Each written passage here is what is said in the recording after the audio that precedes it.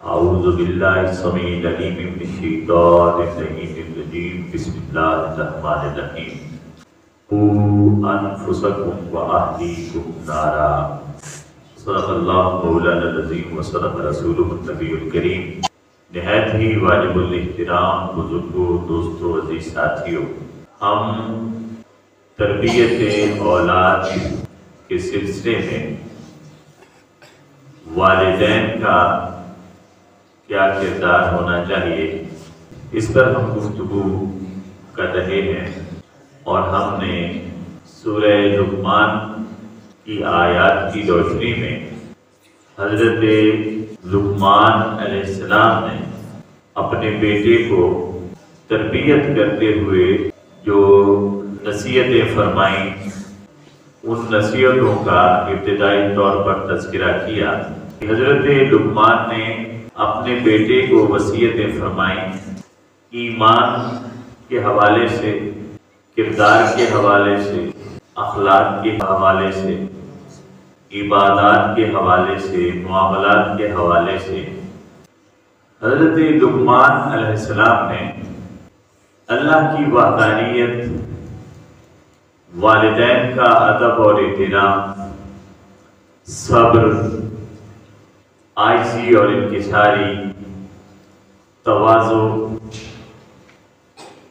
نیکی کا حکم اور برائی سے منع کرنے کے معاملے میں اپنے بیٹے کو بھرپور وصیت فرمائی، اور وہ وصیت اللہ رب العزت نے اپنے کلام کا حصہ بنا دی، اور قیامت تک آنے والی انسانوں اور بطور خاص رسول کائنات کی امت کے لیے وہ ایک نصاب بنا دیا ہے۔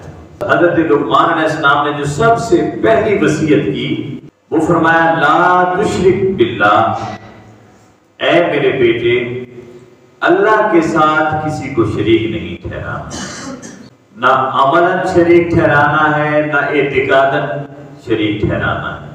اعتقاداً یہ ہوا کہ اللہ کے سوا کوئی اور معبود ہے، یہ ہے اعتقاد رکھنا، عقیدہ ہونا کہ معاذ اللہ اللہ کے علاوہ کوئی اور بھی اللہ کے ساتھ شریک ہے، ایک یہ اعتقاد رکھنا۔ اور دوسرا ہے عمل، کہ اگرچہ ہمارا اعتقاد تو ہے کہ اللہ معبود برحق ہے، اس کے علاوہ کوئی معبود نہیں، اور وہ واحد و یکتا ہے، لا شریک ہے، ایک یہ عقیدہ تو ہمارا ہوتا ہے، مگر عملاً ہم اس عقیدے کا اظہار نہیں کرتے۔ عملاً کیسے ہوتا ہے کہ ہمارا میلان دنیا کی طرف بھی ہے، شیطان کی طرف بھی ہے، مال و دولت کی طرف بھی ہے، عزت و شرف کی طرف بھی ہے، جاہ و منصب کی طرف بھی ہے، بہت ساری خواہشات ہیں۔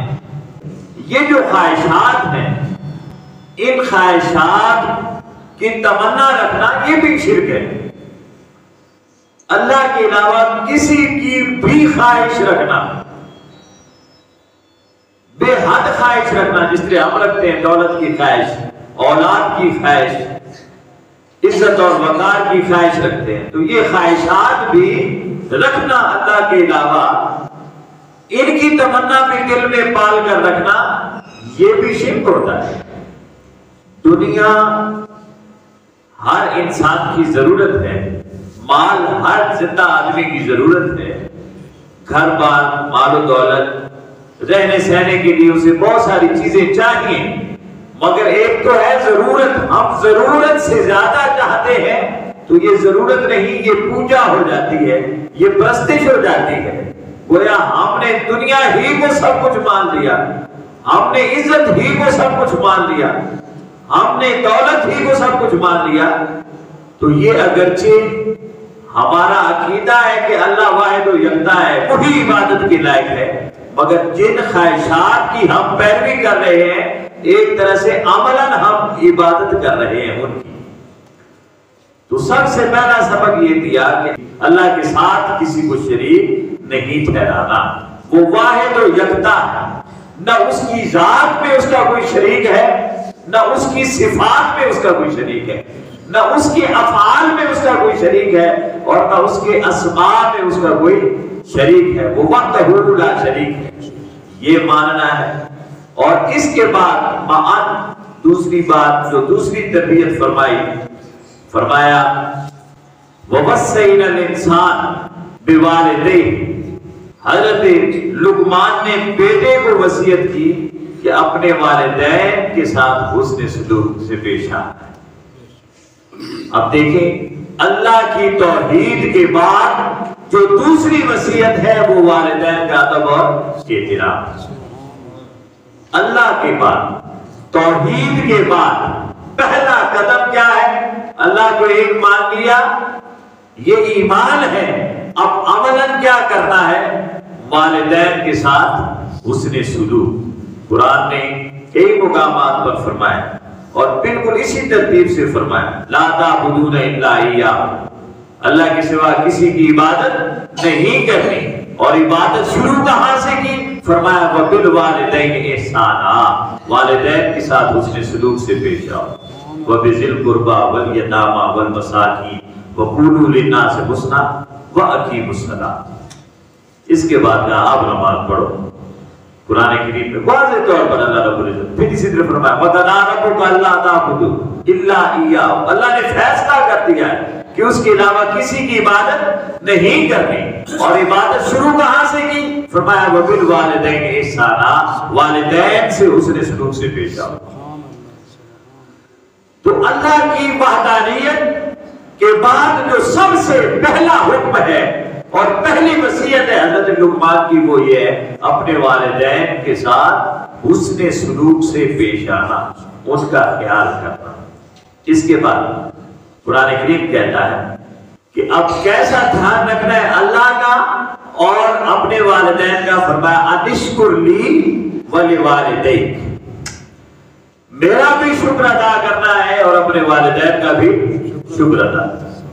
اتنی اہمیت ہے اولاد کے لیے والدین کی کہ شکر جہاں اللہ کا ادا کرنا ہے وہیں اپنے والدین کا بھی ادا کرنا ہے۔ جہاں اللہ کو ماننا ہے، اس کی وحدانیت کا اقرار کرنا ہے اور اسے شرک سے پاک گرداننا ہے، وہاں اپنے والدین کا ادب اور احترام بھی کرنا ہے۔ یہ دو وصیتیں فرمائیں اور پھر ساتھ اللہ رب العزت نے اس کے بعد فرمایا بہت خوبصورت بات کہ الیہ مرجعکم، میری طرف بھی لوٹ کر آنا ہے، میری طرف بھی لوٹ کر، یعنی آخرت یاد رہے، میری وحدانیت کا اقرار کرتے ہوئے اور میرے ساتھ کسی کو شریک کرنے کا انکار کرتے ہوئے اور اپنے والدین کے ساتھ سلوک روا رکھنے کے لیے آخرت یاد رہے، لوٹ کر میرے ہی طرف آنا۔ یعنی ساتھ اللہ نے ایک وعید بھی سنا دی بھی خبردار میری وحدانیت میں کہیں کمی آئی تمہارے ایمان میں اور والدین کے ادب اور احترام میں کہیں کمی آئی تو پھر لوٹ کر میرے ہی پاس آنا ہے، میں پوچھوں گا کہ کیسی گزاری ہے زندگی میرے ساتھ اور اپنے والدین کے ساتھ۔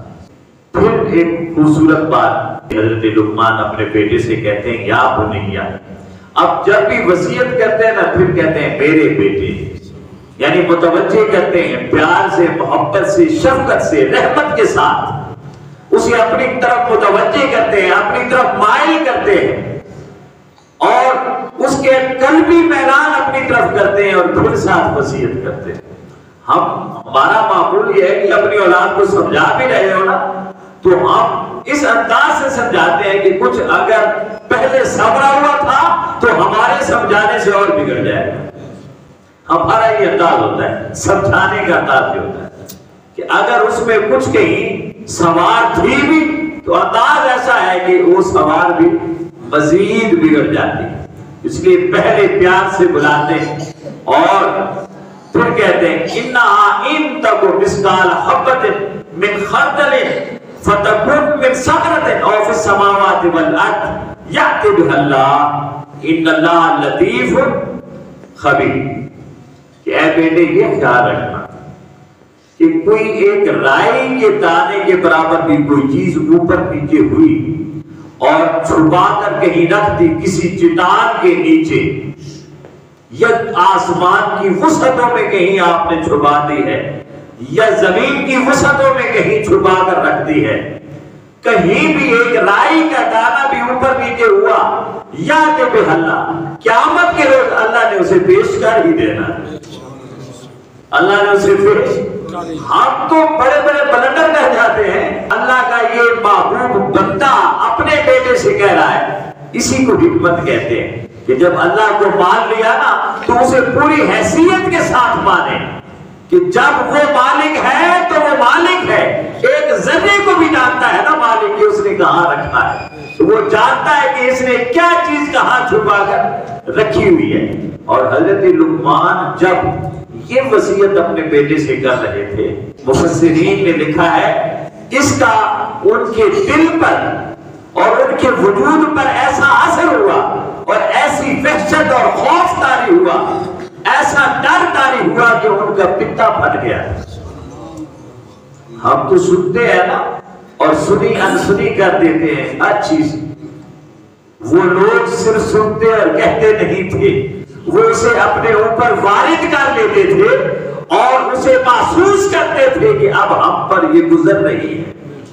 جب یہ کہا نا کہ اللہ تو اس ذرے کو بھی نکال کر باہر کر دے گا جو کسی بڑی ہی چٹان کے نیچے تو نے چھپا کر رکھا ہوا ہوگا۔ یہاں بعض مفسرین نے ایک بیان کیا ہے، ہمارے ہاں بھی اگرچہ وہ مستعمل ہوتی ہے یہ بات کہ یہ زمین ایک بیل کے سینگ پر کھڑی ہوئی، تو وہ روایات میں یہ ہے، میں ویسے انہیں ایسا معتبر نہیں سمجھتا لیکن میں بتا دوں کہ ایک پتھر نیچے، اس کے اوپر ایک فرشتہ کھڑا ہے، فرشتے کی پشت پر پھر ایک پتھر ہے، بہت بڑی چٹان ہے، جتنا فرشتہ ہے پھر چٹان ہے اس کے اوپر پھر مچھلی کھڑی ہے اور اس مچھلی کے اوپر پھر زمین کھڑی ہے۔ یہ کائنات کو اس طرح انہوں نے ایک ترتیب دی ہے، ضروری نہیں کہ ایسا ہی ہو، مطلب انہوں نے سمجھایا ہے کہ اللہ رب العزت نے اس کائنات کو کتنا وسیع بنایا ہے، کتنا وسیع بنایا اور کیسے یہ سارا نظام چل رہا ہے، کیسے۔ تو وہ جو دیکھیں مچھلی کے نیچے چٹان، چٹان کے نیچے فرشتہ، فرشتے کے نیچے چٹان، چٹان کے نیچے ذرہ، رائی کا دانہ، اور اللہ اسے بھی دیکھ رہا ہے۔ سمجھانا ہے، اس لیے فرمایا کہ اللہ اس دانے کو بھی دیکھتا ہے، اس لیے خبردار رہنا کہیں اونچ نیچ نہ ہو جائے۔ زندگی میں، عبادات میں، معاملات میں، تخیلات میں، تصورات میں، ایمان میں، کہیں عقیدے میں، اعتقاد میں کہیں اونچ نیچ نہ ہو جائے۔ وہ اس ذرے کو بھی دیکھ رہا ہے اور صرف دیکھ نہیں رہا، قیامت کو وہ پیش کر دے گا۔ تو بڑی عبادتیں لے کر جائے گا، بڑے سجدے لے کر جائے گا، بڑے معاملات لے کر جائے گا، بڑے ریاضتیں لے کر جائے گا، شب بیداریاں لے کر جائے گا، اور تو بڑا مطمئن ہوگا کہ اللہ بڑا خوش ہے، میں ڈھیروں اور پہاڑوں کی صورت میں عبادتیں لے کر آیا ہوں، مگر وہ ذرہ اس کی نظر میں ہے، وہ سامنے کر دے گا، وہ سامنے۔ یہ سب کچھ تو ہوا، یہ کیا ہوا؟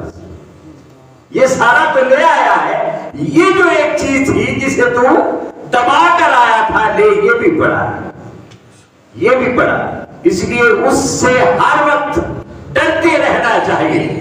جھکا ہو لگیے اونچا دروازہ مالک کا، تو وہ ایسا اونچا دروازہ ہے، جو اونچے دروازے والے ہوتے ہیں نا ان کی نگاہیں بھی اونچی ہوتی ہیں، ان کو وہاں کی بھی خبر ہوتی ہے جہاں کسی کو خبر نہیں ہوتی۔ تو فرمایا بیٹے اگر ایک ذرہ کسی چٹان کے نیچے چھپا کر رکھا ہوگا نا، بڑی چٹان کے نیچے، قیامت کے روز وہ بھی سامنے آ جائے گا، اس لیے دھیان رکھنا۔ اس لیے عبادات میں بھی، معاملات میں بھی، اعتقاد میں بھی رب کے ساتھ جو تیرا تعلق قلبی ہے، تعلق باطنی ہے، تعلق روحانی ہے، خبردار کہیں کوئی فرق آنے نہ پائے۔ یہ تین باتیں بتائیں، اب آگے غور طلب بات ہے۔ میں نے کہا نا کہ ہم نماز کی طرف بڑھتے ہیں، بڑھنا چاہیے، مگر نماز کہاں آتی ہے اور نماز کیسے پڑھنی چاہیے، نماز کب کس کیفیت میں پتہ ہو تو نماز پڑھے۔ اور نماز پڑھنے کے لائق ہوتا ہے۔ پہلا ہے اللہ کے ساتھ کسی کو شریک نہیں ٹھہرا، دوسرا ہے والدین کے ساتھ حسن سلوک سے پیش آنا، اور تیسرا ہے اگر ایک ذرہ بھی کمی کا، ایک رائی کے دانے کے برابر بھی کہیں کوئی نقص آ گیا تعلق خدا کے ساتھ تعلق کے حوالے سے، ایک رائی کے دانے کے برابر بھی کچھ کمی آ گئی، وہ رائی کا دانہ اگر چٹان کے نیچے بھی ہوگا تو قیامت میں وہ تمہارے سامنے ہوگا۔ یہ بات کہہ کے اب اگر یہ تصور ہو اللہ کی ذات کے بارے میں کہ وہ ہمیں دیکھ رہا ہے، جو رائی کے دانے کے برابر کے عمل کو بھی دیکھ رہا ہے اور سنبھال کر رکھ رہا ہے کہ کل میں اسے سامنے روبرو کروں گا، اچھا ہوا تب بھی، برا ہوا تب بھی سامنے کروں گا۔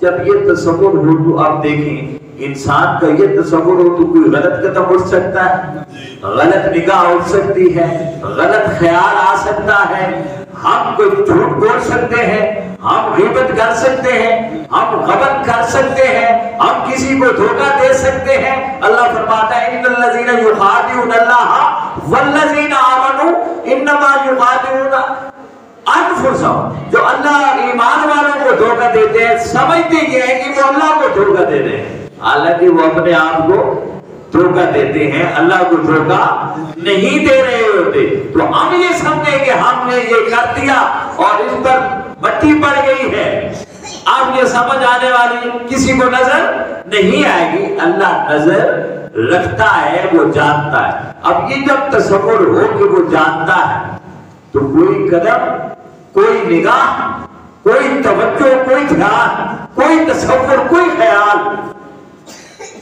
شائبہ بھی نہیں ہو سکتا کہ اللہ کی مرضی کے خلاف اٹھ سکے۔ اب جب بندہ اس سے کامل ہو گیا، اب جب اس مقام پر پہنچ جائے تو اسی کو ولی کہتے ہیں۔ یہی مقام ولایت ہے کہ بندہ کچھ بھی کہنے سے پہلے اسے دیکھے کہ وہ دیکھ رہا ہے، وہ سن رہا ہے، کچھ بھی کرنے سے پہلے اس کی طرف توجہ ہو کہ وہ دیکھ رہا ہے، وہ سن رہا ہے، وہ لطیف خبیر ہے۔ یہاں کیا ان اللہ لطیف خبیر، لطیف کہتے ہیں باریک بین کو، باریک اب مشیر ہے نا خوردبین، جو عام آنکھ نہیں دیکھ سکتی خوردبین میں رکھیں تو وہ اس سے آگے کا بھی دکھا دیتی ہے۔ اب اس سے آگے سٹی سکیل آ گئے ہیں، اب آگے اب اور بہت ساری چیزیں آ گئی جو وہاں تک لے جاتی ہیں جہاں تک نگاہ تو کیا تصور بھی نہیں جا سکتا۔ تو اللہ کی نگاہ اس سے بھی لطیف ہے اور خبیر ہے، یعنی اتنا باریک بین ہے اور ہر چیز کو گہرائی تک جاننے والا ہے۔ پھر یہ جب چیزیں سکھا لی اپنے بیٹے کو تو آپ فرماتے ہیں اقیم الصلاۃ، نماز قائم رکھنا۔ آپ کہتے ہیں نماز قائم،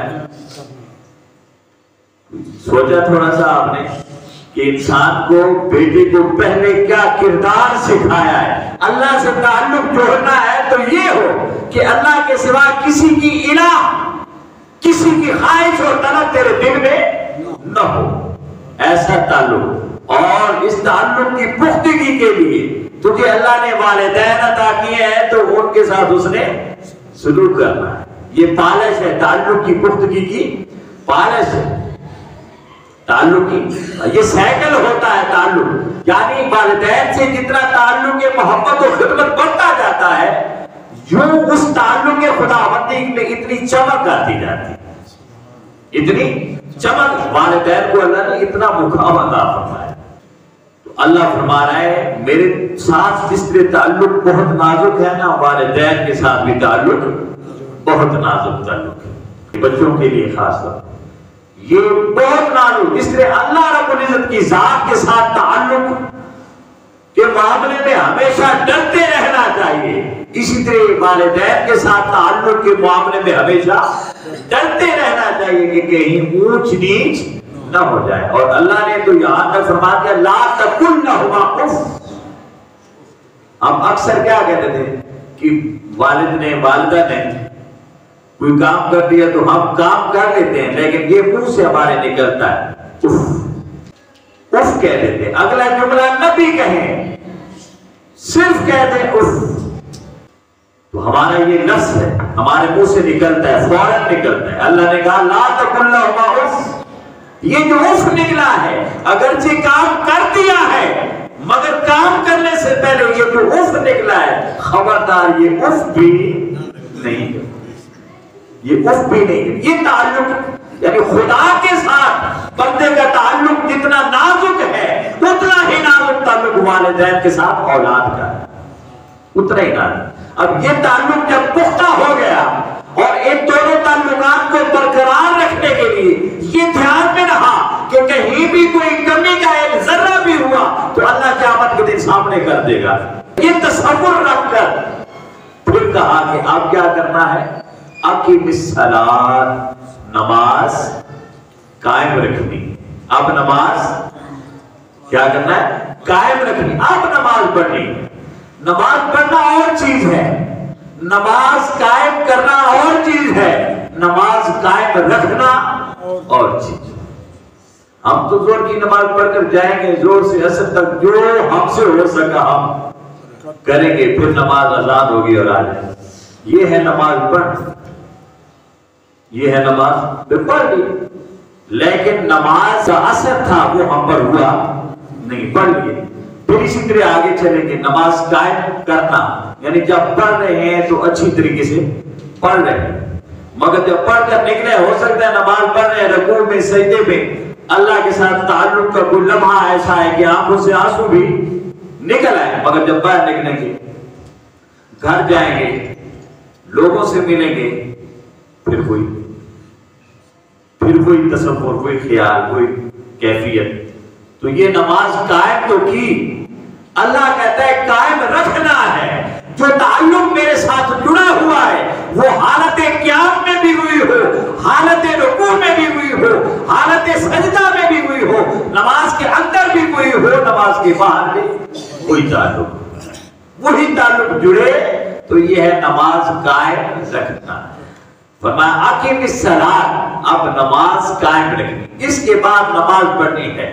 اور پھر فرمایا وَأْمُرْ بِالْمَعْرُوفِ وَانْهَ عَنِ الْمُنكَرِ، اور یاد رکھنا تیرے صرف دو ہی زبان سے دو ہی کام، دو ہی باتیں نکلیں، نیکی اور خیر اور بھلائی کا حکم دیتا جا، اور جہاں برائی دیکھ اس سے رکتا بھی جا، روکتا بھی جا۔ اب ہماری زندگی کا تو یہ معمول ہی نہیں ہے، دو ہی باتیں اور دو ہی کام، ایک انسان کے، ایک مرد مومن کے، ایک مسلمان کے، دو ہی کام۔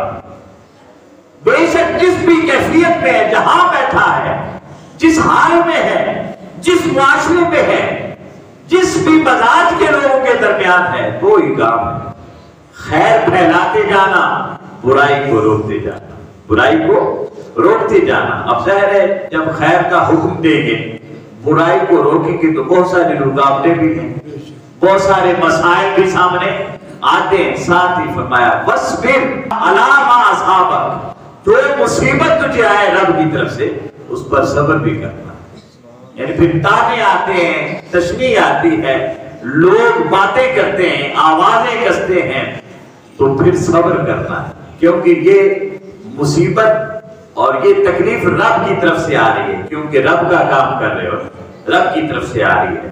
اور پھر فرمایا یہ جو صبر ہے، صبر ہم کہتے ہیں نا غلط بات پر ہم سے جی صبر نہیں ہوتا، تو پھر اور کس بات پر؟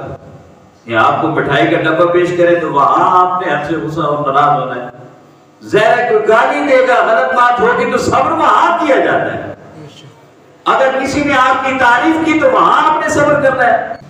اور یہاں فرمایا ان ذالک من عزم الامور، یہ بہت مشکل کام ہے، صبر کرنا بہت مشکل کام ہے۔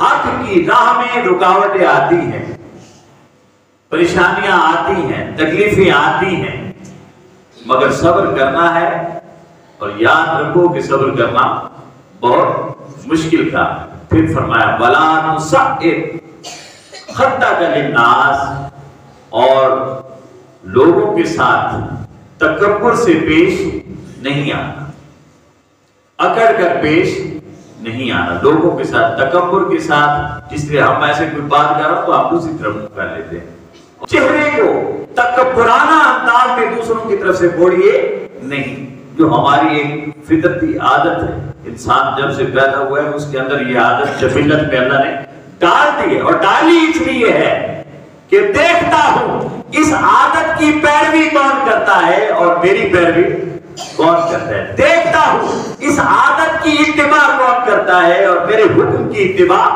کون کرتا ہے۔ اگر اتباع کی اس عادت کی تو شرک ہے، اور اگر اللہ کی اتباع کی اور اس عادت کو چھوڑ دیا تو یہ توحید ہے۔ یہ کیا ہے؟ توحید۔ سمجھ آئے کہ جو بات صبر کرنا اللہ نے حکم دیا، اب صبر نہیں کیا تو یہ شرک ہے، صبر کیا تو توحید ہے۔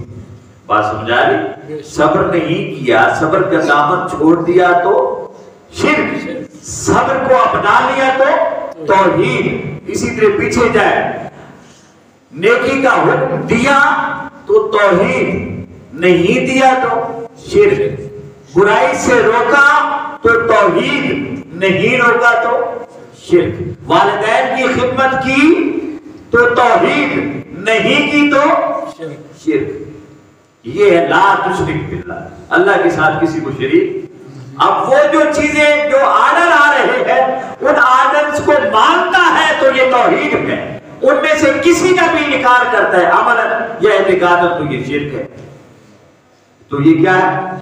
تو شرک کی جو توصیف اور وضاحت ہے وہ یہ آیت بتا رہی ہے، فرمایا وَلَا تُسَعِّدْ خَطَّكَ لِلنَّاسِ، لوگوں سے تکبرانہ چہرہ، تکبر کے انداز میں اور کیفیت میں چہرہ نہ پھیرو، اور پھر فرمایا وَلَا تَمْشِ فِي الْأَرْضِ مَرَحًا، اور زمین پر اکڑ کر نہ چلو، زمین پر اکڑ کر نہ چلو۔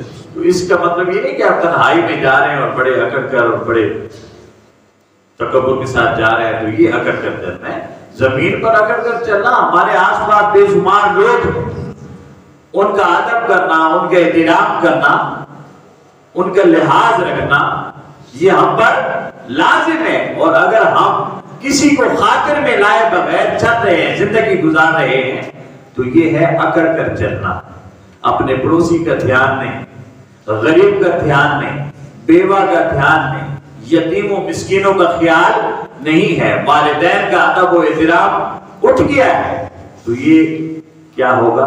اکڑ کر چلنا۔ یہ کیا ہوگا؟ اکڑ کر پیچھا کا بیٹھے رہے، لیتے رہے، ہو سکتے آپ سے چلا ہی نہ جائے، ٹانگیں نہیں ہے، مگر کردار ایسا تکبرانہ ہے، اکڑ والا مزاج ہے، تو آپ زمین پر اکڑ کر چل رہے ہیں، اس سے منع کیے گئے، اس سے منع فرمایا گیا۔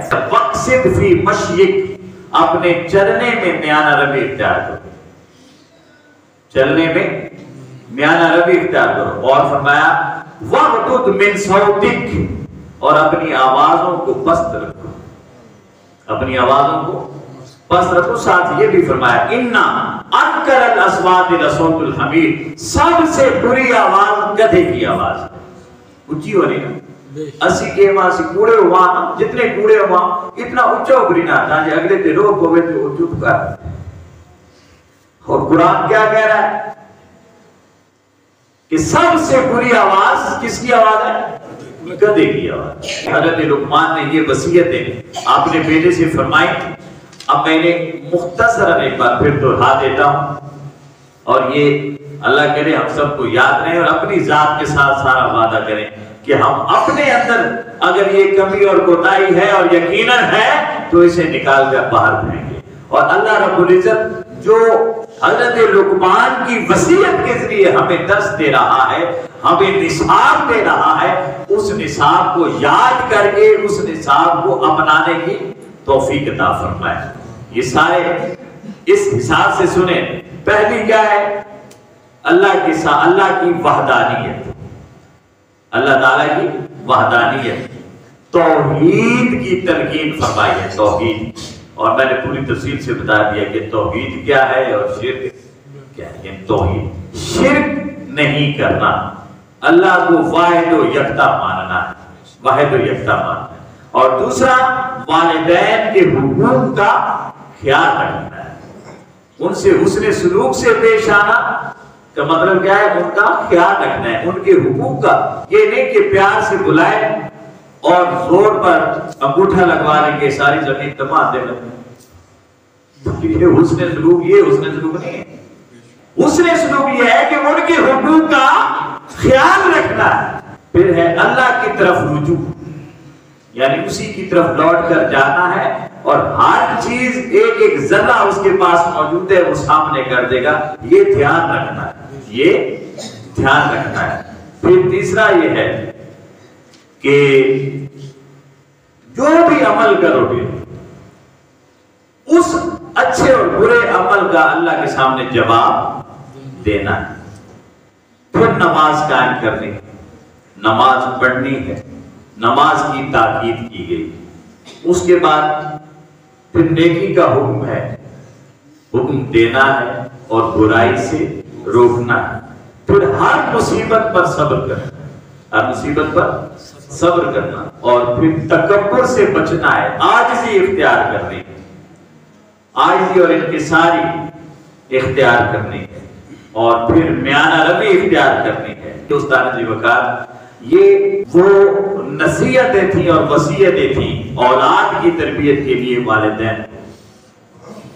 اس میں اولاد بھی شامل ہے اور اولاد کے والدین بھی شامل ہیں. اللہ رب العزت ہمیں توفیق عطا فرمائے کہ ہم ان وصیتوں کو اپنا نصاب بنائیں اور اپنے جسم و روح پر انتظاری کریں، وارد کریں اور ان کے مطابق زندگی گزاریں، اپنی بھی اور اپنے گھر والوں کی، اپنے بچوں کی، اپنے جو ماتحت ہیں، ملازمین ہیں ان کی، اور جو جہاں تک ہماری اپروچ ہے، جو ہماری بات سنتا ہے اس تک کم از کم اللہ رب العزت کی ان فرامین کو پہنچائیں.